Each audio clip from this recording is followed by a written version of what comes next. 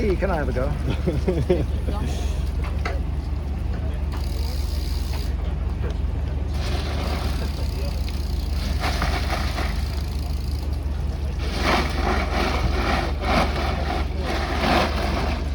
Ice Bucket Challenge 2024.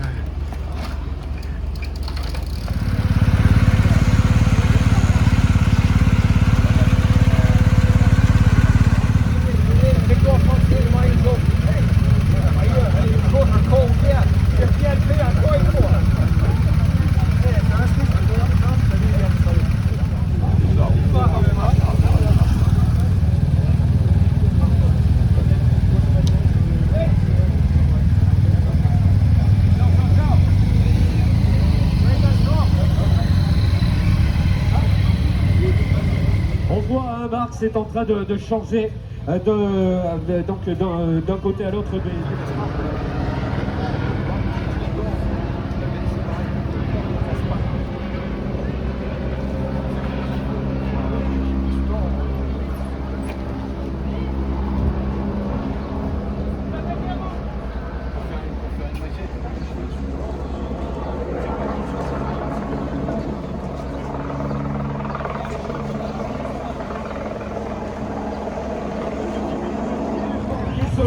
Il a remporté les étapes du plateau du Guillard sur les routes du Critérium du Dauphiné. Et il va s'élancer devant vous l'ancien champion d'Espagne, Carlos Rodríguez.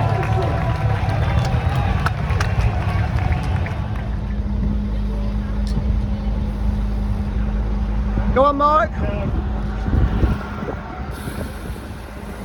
Beaucoup d'envie également le dernier, alors que Marc Cavendish, mesdames et messieurs, est en train d'arriver. Un océan de sourire également qui vient d'accueillir le plus grand champion du monde.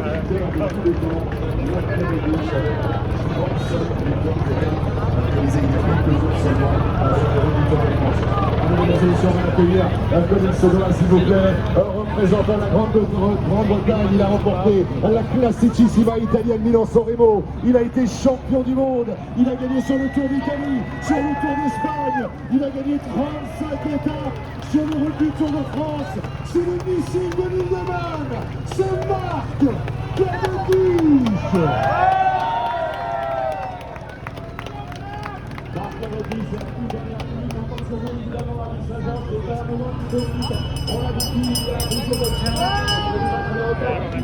C'est tout simplement le meilleur sprinter de l'histoire du Tour de France, de l'histoire du cyclisme. Et c'est chez vous qu'il va s'élancer. Il a le sourire évidemment. Et il va profiter de ces 25 km 300. Allez, mesdames et messieurs, un tout petit peu plus de 30 secondes pour profiter de ce moment historique. Un champion de légende est devant vous. Quelques secondes encore, tous ensemble, avant d'effectuer le dernier décompte avec monsieur le maire qui est prêt pour laisser le drapeau du club de Paris. Est-ce qu'on pourra le tous ensemble? Voilà, il reste 15 secondes seulement avant d'accueillir Marc Cavendish sur ses premiers coups de pédale. Le record absolu avec 35 succès d'étape. Public de Louis Saint-Georges. 5, 4, 3, 2, 1.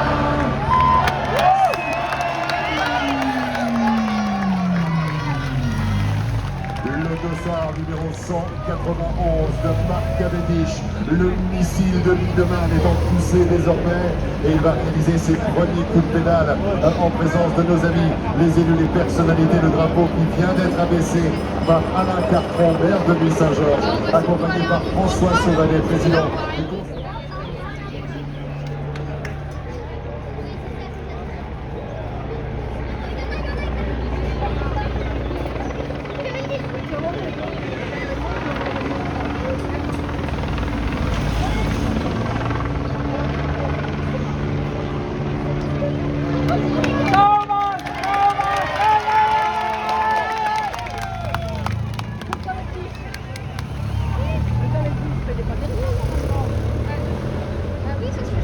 Bah, il n'est pas dernier, le Cavendish, normalement. Et c'est lui qui est passé.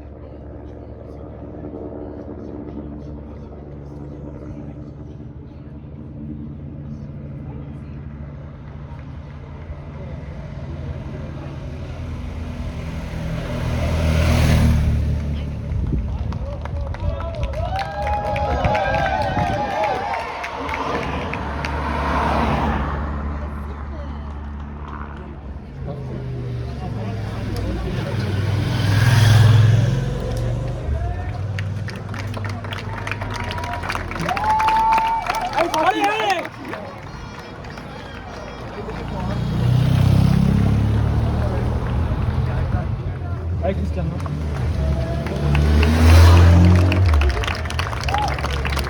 Allez Christian, allez.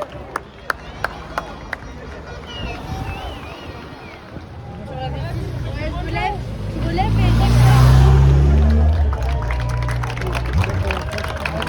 Allez Pavel, allez.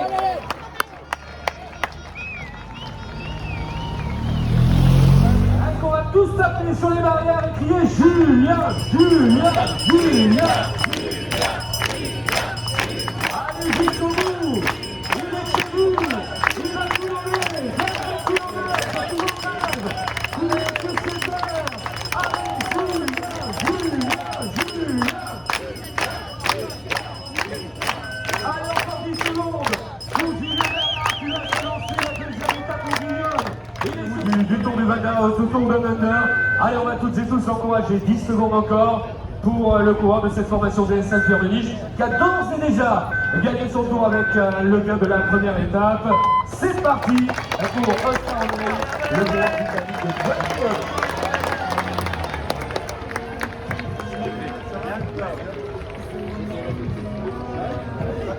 Bien sûr. Exactement, avec la formation Groupama FDJ, les meilleurs coureurs français dont il fait partie. Et dans 10 secondes, maintenant, on voit les drapeaux bretons qui s'agitent, bord d'arrière. Encore, mesdames et messieurs, encore. Public de l'île Saint-Georges l'accueille pour Valentin.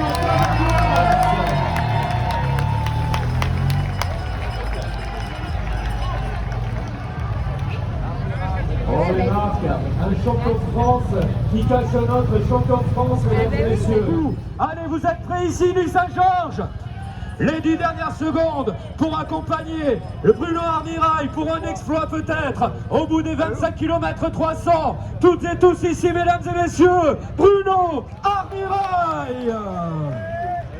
50 secondes seulement sous le regard de Matt Winston dans la voiture de l'équipe DSM Firmenich PostNL. Un Romain Bardet qui est passé du rêve à la réalité encore il y a quelques jours sur les routes de la plus grande compétition de cyclisme au monde. Il lui manquait ce maillot jaune de leader du classement général, lui qui a gagné à Rimini, qui quelques jours plus tard a retrouvé ses terres de Saint-Jean-de-Maurienne, là où il avait enlevé la première victoire d'étape de sa carrière sur les routes avec ce maillot jaune. Tellement ému sur les plages de la côte adriatique, la ville de Rimini. C'était tout simplement... Les plus champions dans les plus jeunes catégories sur les routes de Paris-Roubaix Espoir également. Les 3 dernières secondes pour le champion olympique de VTT.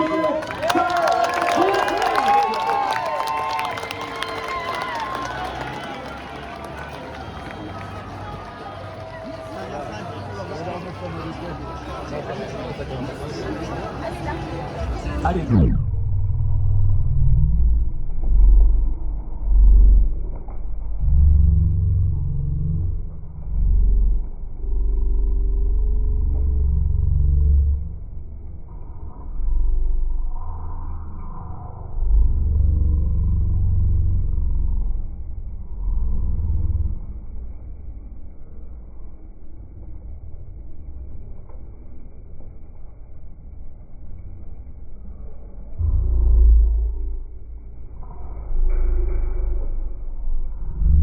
On vient de retrouver 76 centièmes, ben oui c'est la précision suisse également, exactement avec Tissot chronomètre officiel du Tour de France. On va peut-être faire le point aussi sur les... Benidi, forcément, ça nous fait penser à cet Amstel Gold Race, ça nous fait penser à Liège-Bastogne-Liège, la saison dernière où il terminait à la place de 4e, 2 fois champion national sur route également. Et on va revenir du côté de l'équipe Ineos Grenadier dans quelques instants avec un tout nouveau coureur qui s'apprête à s'élancer. Il y a quelques instants, il a remporté le Tour de France, le Dauphiné, le Tour de Normandie, le Tour de Suisse. C'est Kevin Thomas.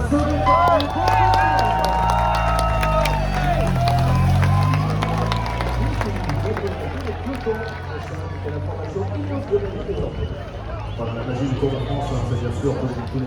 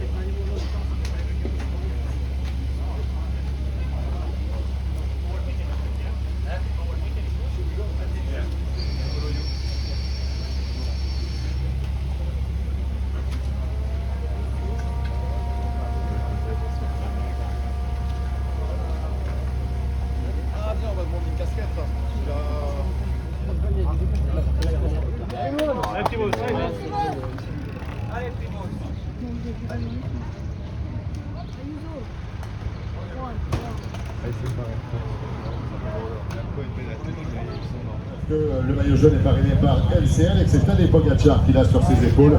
Il dispose de 45 secondes d'avance sur Remco Evenepoel. Jonas Vingegaard, le double vainqueur sortant, est à 50 secondes. Juan Ayuso est actuellement en 4e position à 1 minute et 10 secondes. Primoz Roglic est 5e à 1 minute et 14 secondes. Carlos Rodriguez, qui vient de partir, est à 1 minute et 16 secondes. Mikel Landa, parti un petit peu plus tôt, en 7e position à 1 32, le même temps par Joao Almeida. On ne rappelait pas sa mésaventure de la planche de Belleville, mais vous vous en souvenez, hein, il portait le maillot jaune avec, avant ce contre-la-montre décisif, c'était en 2020, où Tadej Pogacar, son compatriote slovène, venait lui prendre la première place. Marc, on n'a pas rappelé cet épisode, mais on imagine qu'il a dans la tête Primoz Roglic, champion olympique de la discipline. De Marc Cavendish, mais pour l'heure, Michel, c'est un autre coureur qu'on va accueillir tout de suite. Ah oui, il découvre le Tour de France et nous on est heureux de le découvrir. Il a terminé 3e et 4e du Tour d'Espagne. C'est le jeune champion espagnol de Louis Saint-Georges qui a été fantastique de par son accueil, sa générosité avec les applaudissements, le bruit qu'ils sont capables de générer toute la journée pour encourager ces grands champions sur leur premier coup de pédale. Mesdames et messieurs, il nous reste un peu moins de 10 minutes évidemment pour continuer à faire exactement ce que nous avons fait depuis 13h05 et l'accueil de Marc Cavendish. Mais pour l'heure, Michel, c'est un autre coureur qu'on va accueillir tout de suite. Ah oui, il découvre le Tour de France et nous on est heureux de le découvrir. Il a terminé 3e et 4e du Tour d'Espagne. C'est le jeune champion espagnol. Allez, ils vont tous venir là, c'est le jeune champion catalan. On le présente comme le successeur d'Alberto Contador. Il a gagné cette année le Tour du Pays Basque. Il a gagné des chronos, notamment le contre-la-montre de Tirreno Adriatico devant Filippo Ganna. Il peut aujourd'hui jouer la victoire. Il est devant Juan Ayuso.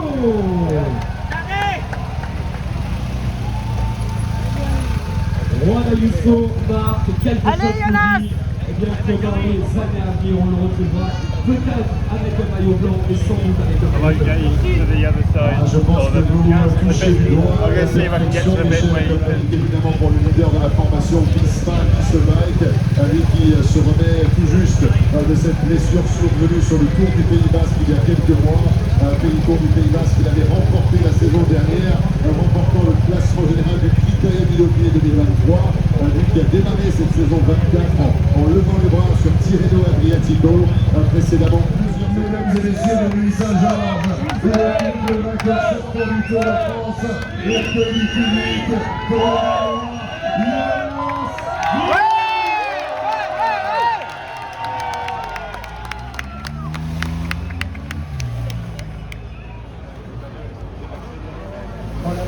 Comblé, une nouvelle fois ici à Louis Saint-Georges. Louis Saint-Georges, faisant évidemment de la terre à la lune. Et plus que peu.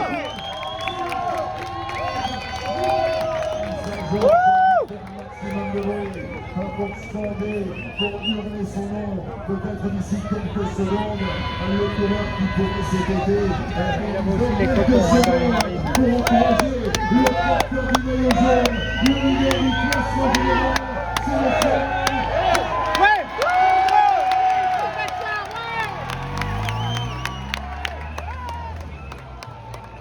Tadej Pogacar, Marc, on a trop bien avec vous, on a trop bien avec lui, avec Remco Evenepoel, avec